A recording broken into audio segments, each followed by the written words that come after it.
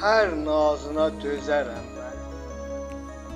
Aşiqəm o gözlərə mən, ömrüm boyu gözlərəm mən. Ruhum sənsiz qala bilməz. Çöhrən zərif gülə bənzər, sən Tanrı göndərən əsər. Sənin eşqinlə təzə tər, məhəbbətsiz ola bilməz.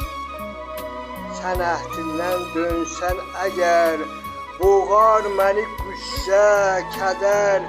Eşqinlə açılan səhər, sənsiz mənim ola bilməz. Neynirəm sənsiz ürəyi, sən göylərin bir mələyi. Mənə öyrətdin sevməyi, sənsiz sevgi ola bilməz.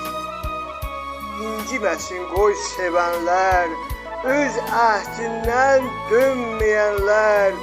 Nə məcnunlar, nə kərəmlər mənim kimi sevə bilməz.